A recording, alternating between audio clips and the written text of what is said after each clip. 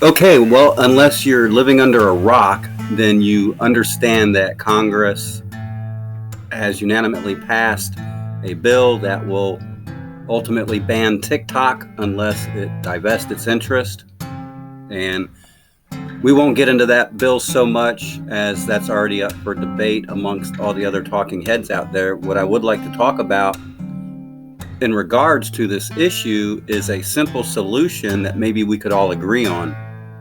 And the more people we get to agree on the solution, then we can properly address the issue at hand.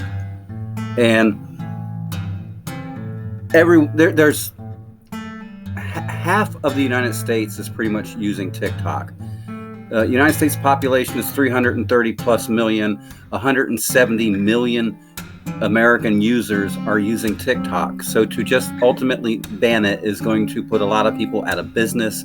It's going to hurt a lot of people's connectability with other people.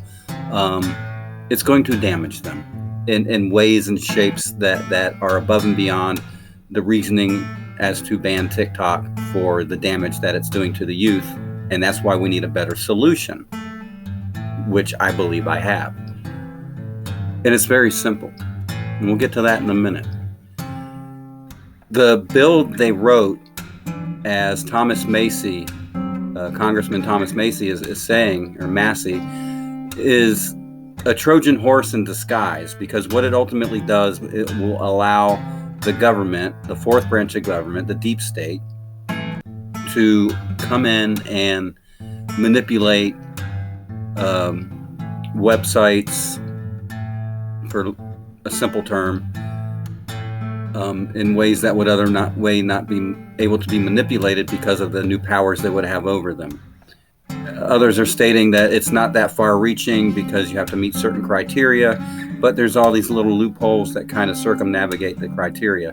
Furthermore, divesting the company into other owners really will only circumnavigate the information ultimately getting there, as Vivek was stating to Crowder. And if you haven't seen that interview, I suggest you go check it out. Vivek was stating that there are already American companies that are willingly, because they're getting paid or allowed to operate in China, are already sending all of their American statistics to China willingly. So just by taking the ownership from China out of it isn't necessarily going to stop them from getting all of the vital data and statistics that they are mining from the American people, as they see the United States as a paper tiger. So that's why a lot of talking heads right now, I have an episode out there that they are useful idiots for China because of how China has infiltrated us from within. And again, that we'll get into that in another topic. Today we're going to stick on the topic of TikTok and the simplest and most easiest solution that we have, that I see it being so apparent. A lot of the people condemning TikTok are stating that it is corrupting our youth. We see the TikTok challenges that are illegal, that get our youth either killed or put in jail, giving them felonies, ruining their lives, ruining the lives of the people that they do these challenges to.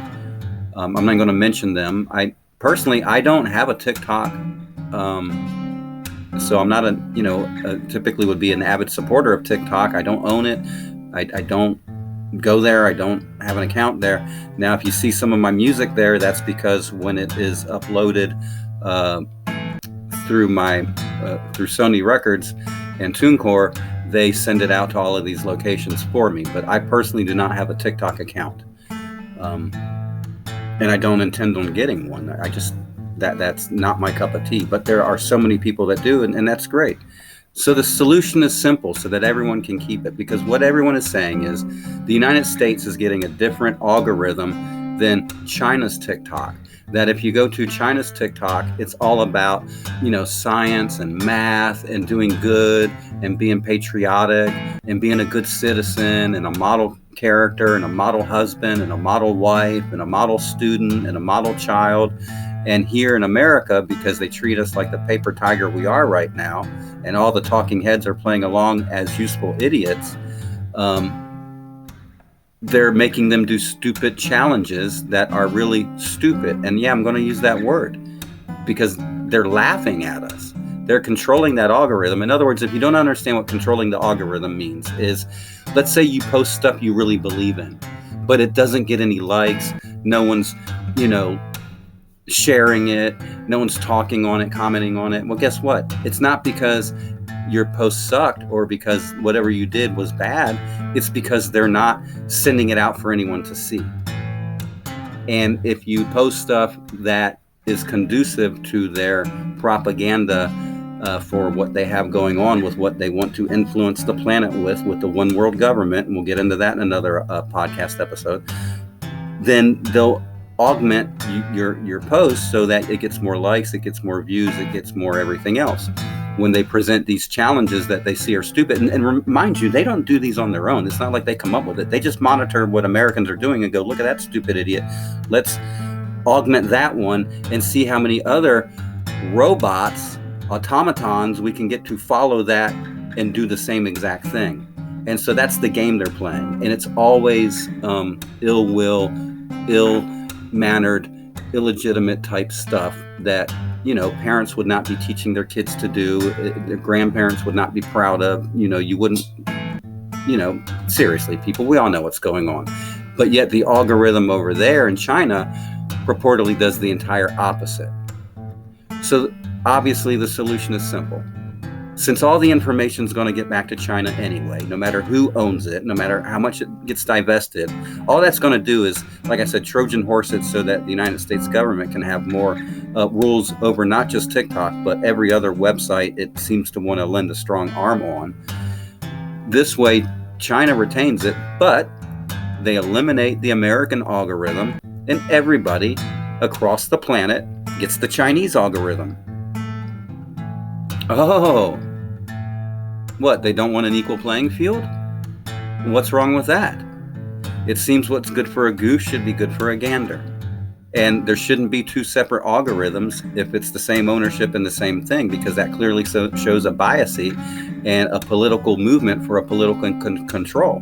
And so a lot of the users do not understand that. The children especially that want to see their music get exploited or their friends get talked to or the little things that they like doing on there, right? They don't understand the politics that are being played behind the scene, and they don't understand that they are the product. All right, guys, that's all I've got, I think, for now on the TikTok issue and how we can solve it. I'd love to hear everyone else's opinion, because banning it is not the solution. Changing ownership is not the solution. We need a better means. I always talk about it like if things were a Ferrari, right? If a drunk driver gets in the Ferrari and goes out and runs someone over, you don't destroy the Ferrari. You don't ban the Ferrari.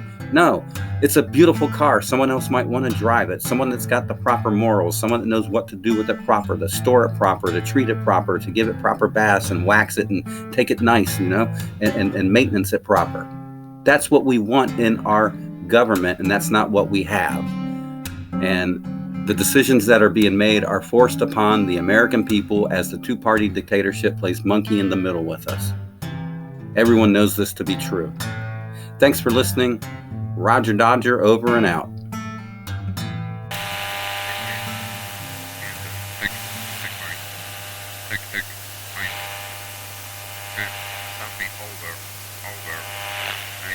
Can you hear me? Hold up. Wait, no.